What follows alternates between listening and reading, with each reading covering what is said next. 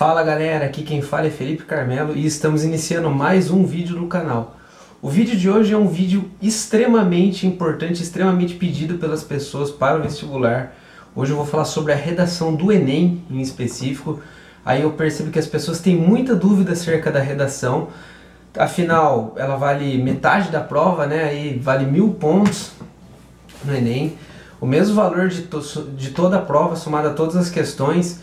Então o pessoal tem muita dúvida em como iniciar a redação, como que é a estrutura da redação para o Enem, o que eu devo escrever para tirar uma boa nota. Então, devido à grande demanda de pedidos, hoje o vídeo vai para vocês, especialmente para vocês que pediram. Bom, primeiro de tudo, né, vamos começar falando sobre a estrutura da redação do Enem, o que o Enem pede, né, na sua redação.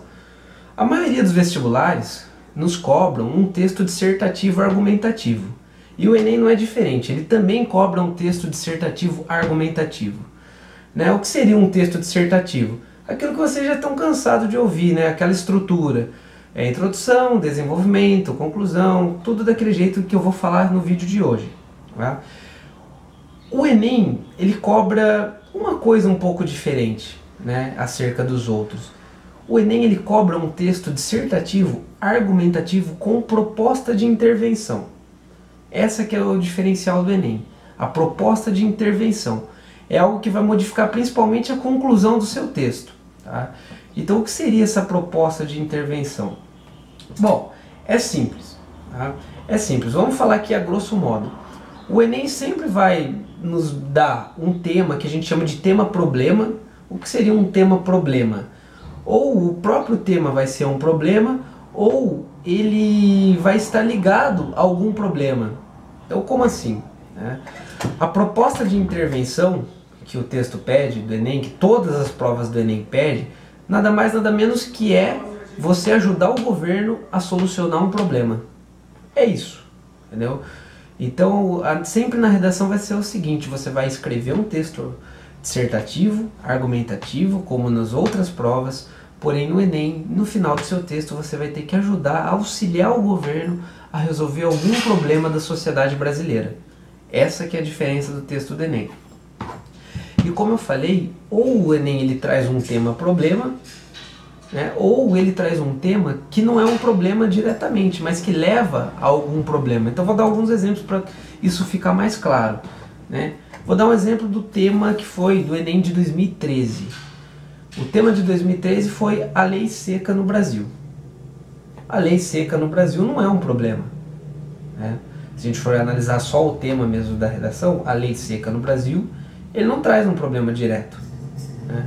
Qual que era o problema a partir da leitura, dos textos motivadores, né, os textos de apoio?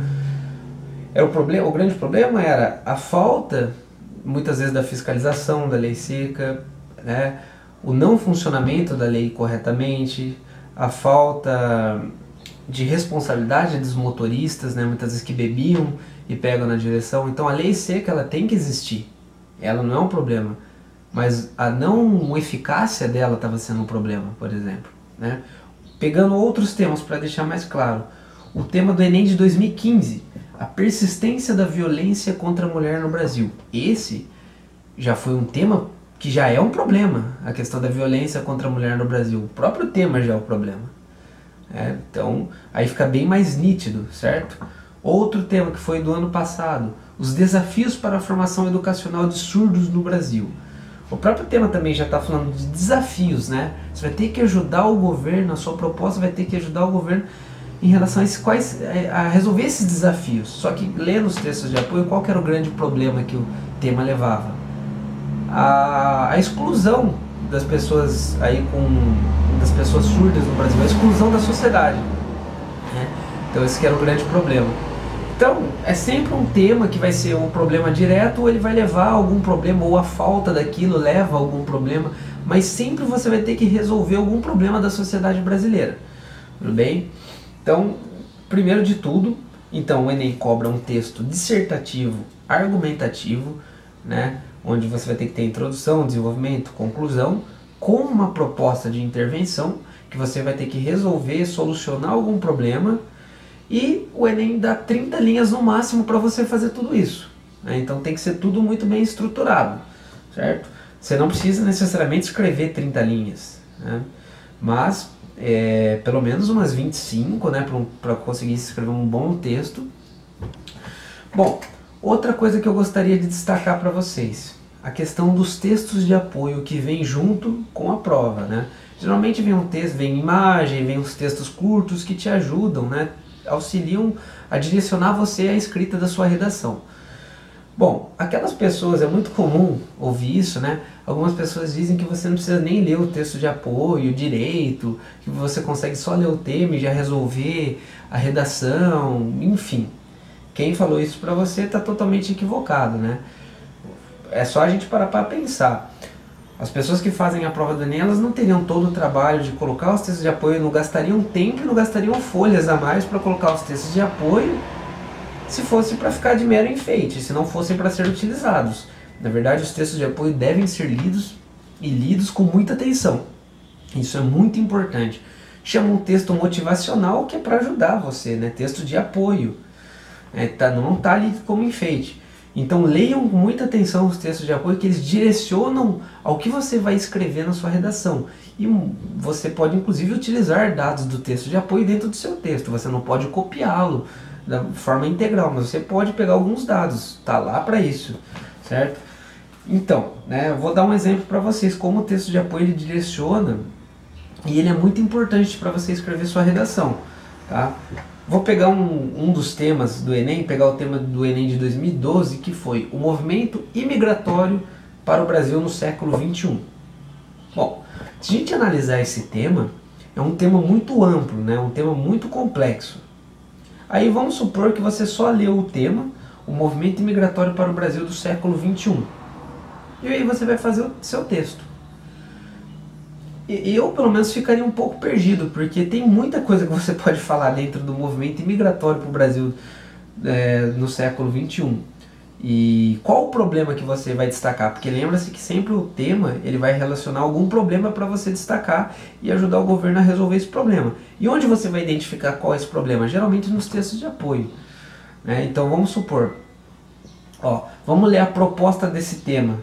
Eu falava assim: a partir da leitura dos textos motivadores seguintes e com base nos conhecimentos construídos ao longo da sua formação, redija texto dissertativo argumentativo em norma padrão da língua portuguesa sobre o tema o movimento imigratório para o Brasil no século XXI, apresentando proposta de intervenção que respeite os direitos humanos.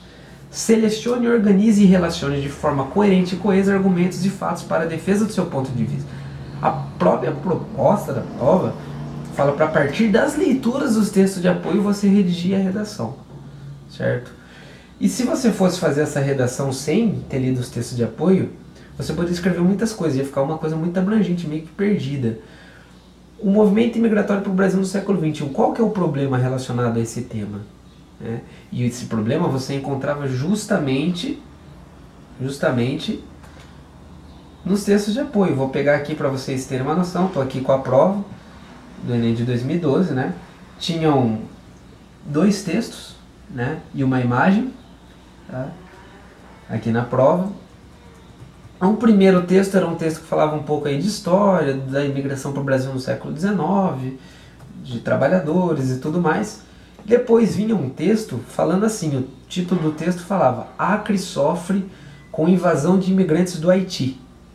Falava da questão dos imigrantes haitianos que entram no Acre. Isso acontece até os dias de hoje, tá? Acontece muito.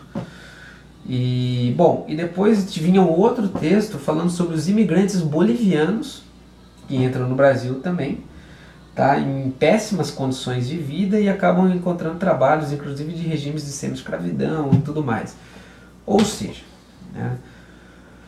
Imigração para o Brasil no século XXI. Se você lesse os textos de apoio, eles falavam específico da imigração de haitianos e bolivianos. E tanto a imigração de haitianos e bolivianos se dão pelo mesmo motivo. Esses 2 países vivem em crise, são países muito pobres, né, e por isso muitas pessoas saem desses países para tentar uma vida melhor. E eles entram no Brasil, né, como fazem fronteira com o Brasil, entram no Brasil e o Brasil tem uma facilidade para você entrar e tudo mais. Bom, isso é um grande problema, porque esses imigrantes entram em péssimas condições de vida, né, entram em péssimas condições de vida e acabam muitas vezes em regime de semi-escravidão, como é o caso dos bolivianos em São Paulo, tem muito disso, né? Então esse que era o grande problema. Mas tá vendo, se você não tivesse lido os textos, você podia falar da imigração europeia, você podia falar de imigração qualquer uma que fosse, né? Claro que imigração europeia tem em menor escala hoje para o Brasil do século XXI, claro que tem menor, né? Do que haitianos, bolivianos. Porém, você poderia falar qualquer coisa, né? E você poderia arranjar qualquer problema, mas qual o problema que ele está te direcionando aqui? Exatamente da condição de vida dessas pessoas que estão entrando aqui. Então, como que o governo brasileiro pode dar suporte para essas pessoas? Então, como eu digo, o texto de apoio ele direciona para o que a prova quer que você fale sobre aquele assunto. Ou seja, você tem que ler os textos de apoio com muita atenção. Bom, sabendo disso, vamos falar um pouco mais de cada estrutura, né, do texto dissertativo ou argumentativo. Parte 1, texto dissertativo e argumentativo, o que seria? A introdução. Então, falando da introdução. A introdução, aí eu coloquei uma média de linhas, mais ou menos, mas não precisa seguir, é uma média, né? De 5 a 7 linhas a sua introdução. Pode passar de 7 linhas? Pode. Mas evita fazer uma introdução grande, porque daí fica muito pouco para o seu desenvolvimento. O desenvolvimento tem que ser a maior parte da sua redação. A introdução e a conclusão, elas são mais ou menos do mesmo tamanho. Tá? Onde vai estar o grosso mesmo da sua redação tem que ser o desenvolvimento. Tá? Então eu coloquei uma média boa de 5 a 7 linhas para a introdução. Tá? E o que você vai fazer na introdução do seu texto? O próprio nome é autoexplicativo. Você vai introduzir o assunto, que vai estar relacionado ao tema dado pela prova e aos textos de apoio que você leu.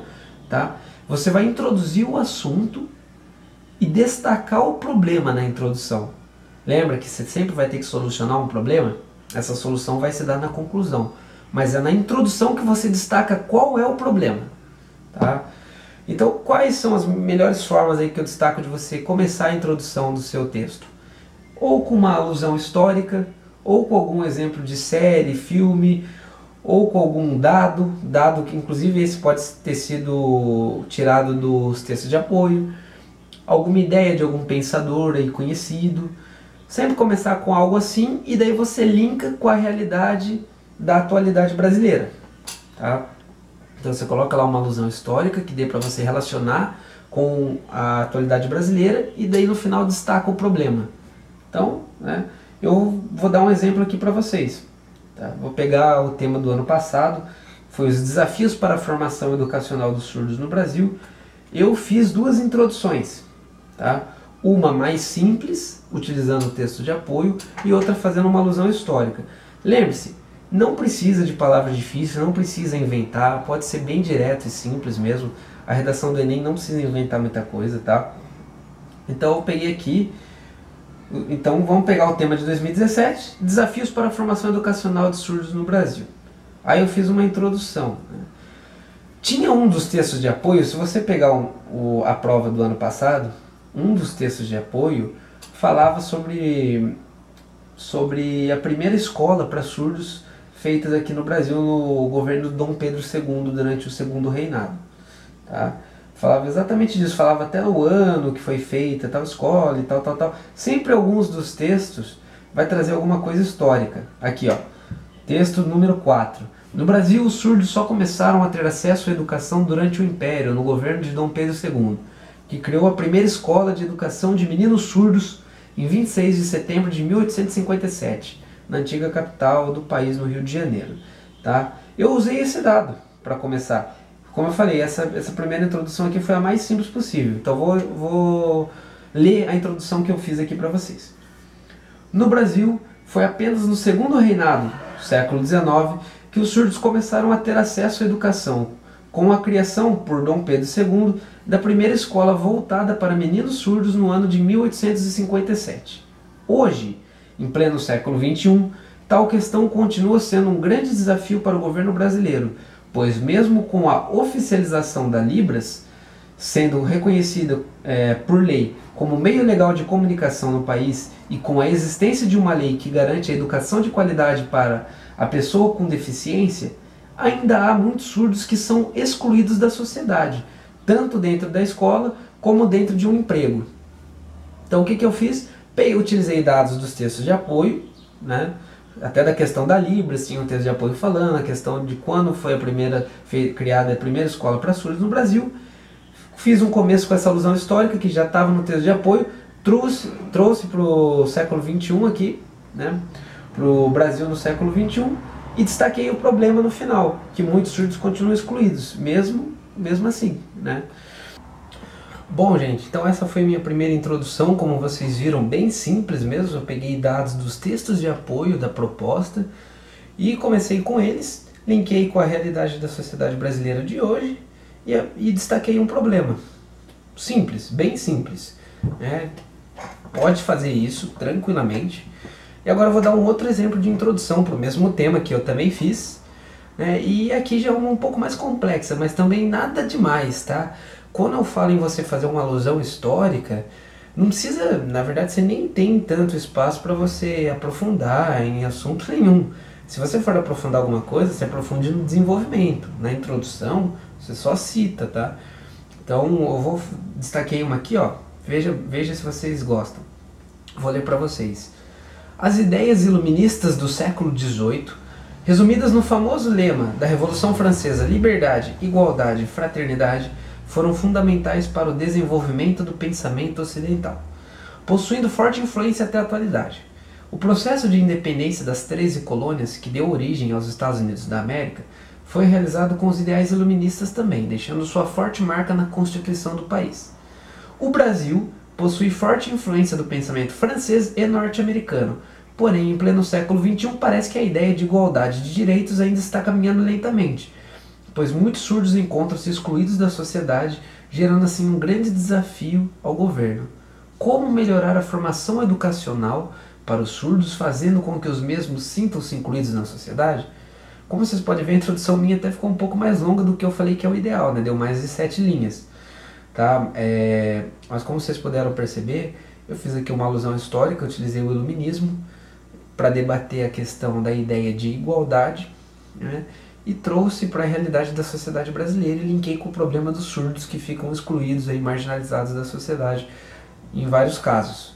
Tá? Então, como vocês puderam ver, não tem segredo, destaquei o problema. Agora vem a segunda parte da redação, que é o desenvolvimento, que é a maior parte da sua redação, ele é o corpo da sua redação.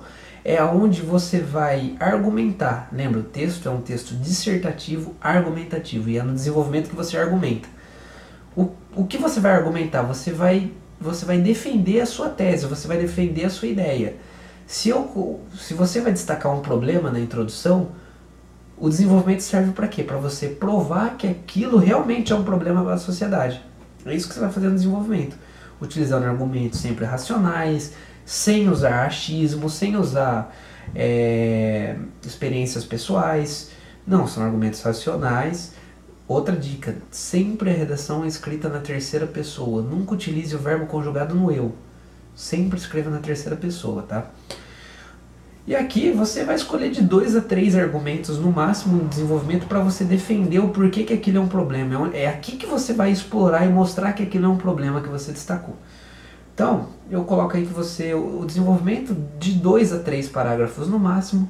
Se forem 2 argumentos que você vai destacar, coloca um parágrafo para cada um, 2 parágrafos. Se forem 3 parágrafos, um para cada argumento, tá? Eu coloquei uma média de 15 a 17 linhas para o desenvolvimento, pode ser um pouco mais, um pouco menos, pode, tá? Só é uma média mesmo de 15 a 17. E aqui então você vai defender aquilo que você apresentou na introdução, onde você vai desenrolar a sua redação, né? Bom, e por último, e é uma das partes mais importantes para o Enem, a conclusão, né? A conclusão fica na mesma média ali da introdução, pode ser até um pouquinho maior. Eu coloquei uma média de 6 a 8 linhas para a conclusão do Enem, tá? E aquilo que eu sempre falo, seja simples e direto. Então, como assim? Ou como que eu começo a conclusão? Começa com a conjunção conclusiva. Você pode começar logo, vírgula, conclui-se que, portanto, vírgula, conclui-se que, ou só conclui-se que. Simples, né? Simples. Pode ser bem direto mesmo. Conclui-se que algumas medidas podem ser tomadas, tais como, 2 pontos. Aí você coloca suas medidas que você pensa como suas propostas de intervenção. Bem direto, tá? Então o que você vai fazer na conclusão? Você vai retomar aquele problema que você destacou na introdução, você vai retomar ele, tá? E vai colocar as medidas, vai destacar algumas medidas cabíveis sempre, né? Não vai também colocar umas medidas mirabolantes, coisas que são impossíveis, não. Você vai auxiliar o governo a melhorar, a tentar resolver aquele problema. Então você vai retomar o problema e coloca medidas que o governo poderia aumentar, que o governo poderia tomar, que poderia melhorar ainda mais a situação do país em relação àquilo, né? Então eu destaquei aqui algumas medidas que vocês podem sempre colocar, que são bem seguras, medidas como palestras que falem sobre um determinado assunto, determinado problema, né? Palestras aí promovidas pelo Estado, propagandas de conscientização promovidas pelo Estado, cursos nas escolas, desde o ensino básico, para a criança já ser desenvolvida, evitando aquele problema. Então, se a gente pegar uns exemplos aí, né, no ano da lei seca, né, você podia bater muito na tecla da conscientização das pessoas, né? A lei seca ela existe e ela é importante, só que também não é só o governo que tem que fazer alguma coisa, e as pessoas, né? As pessoas têm que ser conscientes no caso da lei seca. Então você pode colocar que nas escolas aumentar essa questão de, desde pequeno, a criança perceber que o álcool, juntamente com a direção, pode ser uma coisa ruim, né? Fazer mais propagandas que exponham o que o álcool junto com a direção pode resultar. O que acontece já muitas vezes também, você fazer exposições de carros batidos, por exemplo, né? Carros batidos por motivo do motorista estar bêbado, né? Deixar em exposição para chocar mesmo as pessoas, coisas desse tipo, palestras que incentivem, mais palestras. Uma dica que eu dou aqui é que eu falo, nunca cite que o governo não faz alguma coisa. Sempre coloque que o governo pode aumentar ainda mais o investimento em tal coisa, né? Então, por exemplo, da questão do ensino, os próprios textos de apoio mostram que já há leis que fazem,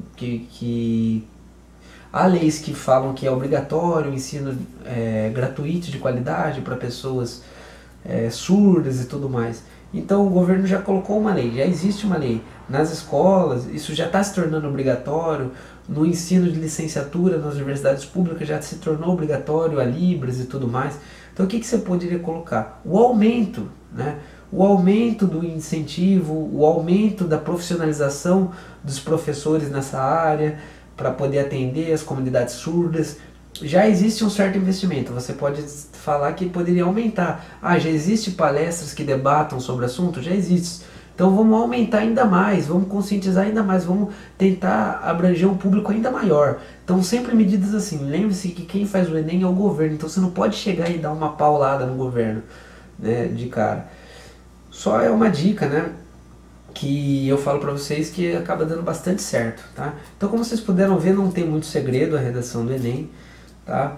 E aqui agora, para finalizar o vídeo, eu destaquei quais são as competências que o Enem avalia na sua redação, né? São 5 competências que vocês serão avaliados. A nota máxima da redação é 1000 pontos. São 5 competências, 200 pontos cada competência vale. Se você fizer uma multiplicação aí, vai dar 1000 pontos, né? Então, no que você é avaliado? Competência número 1, demonstrar domínio da norma padrão da língua portuguesa. Então, é aquilo que eu falo. Só por você escrever o texto, pode ser que seu texto nem esteja tão bom de conteúdo, mas se você escrever ele na norma padrão, norma culta, não ter erro de ortografia nem de gramática, você consegue já ter 200 pontos garantido, né? Então, fique muito atento com pontuação, coloque vírgula no lugar certo. Se você está com dúvida em alguma palavra, como que se escreve aquela palavra, se você puder trocar por algum sinônimo que você tenha certeza como escreve, troque. Não precisa escrever palavras difíceis, pode ser bem simples mesmo, né? Tem aluno de primeiro colegial e menos que tira 1000 no Enem. Por quê? Porque o Enem é uma prova simples, né? É uma redação simples, não precisa inventar muita coisa, tá? Então, demonstra o domínio da norma padrão da língua, não vai escrever coloquial, tá? Competência número 2. Compreender a proposta de redação e aplicar conceitos das várias áreas de conhecimento para desenvolver o tema, dentro dos limites estruturais do texto dissertativo argumentativo. Então é aqui que você vai utilizar a interdisciplinaridade, né? Fazer uma citação de uma frase de um filósofo, alusão histórica que eu comentei, entre outras coisas.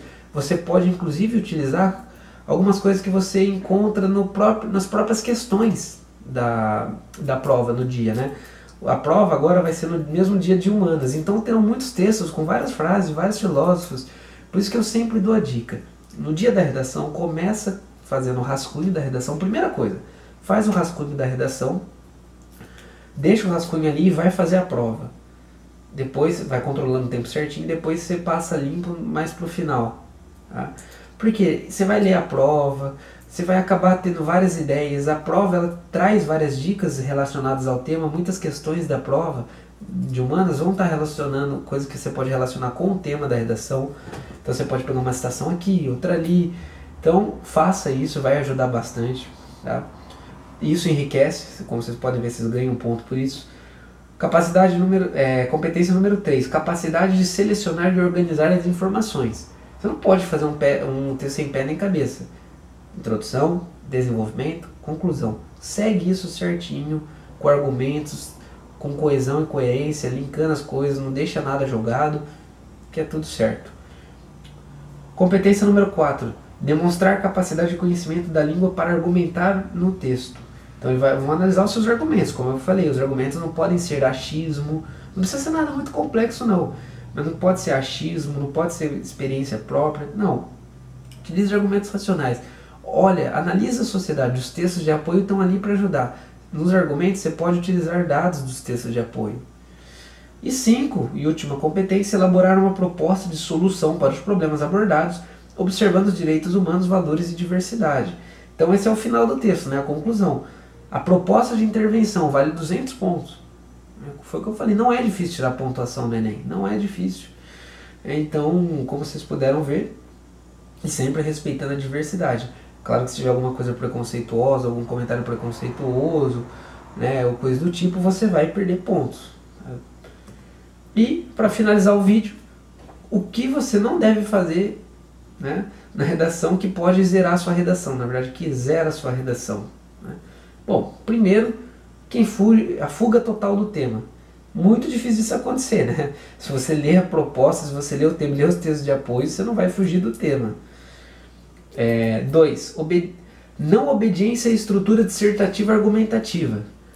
O texto pede um texto dissertativo, né? O Enem pede um texto dissertativo, você vai lá e escreve uma carta, que é uma estrutura completamente diferente. Vai ser zerado. Ou você escreve uma receita, né? Bom, 3. Extensão de até 7 linhas. Eu acho que é impossível você fazer uma redação de 7 linhas, né?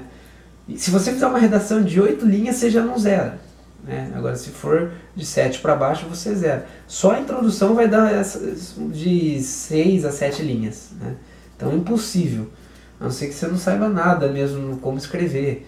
Mas isso aqui é muito difícil.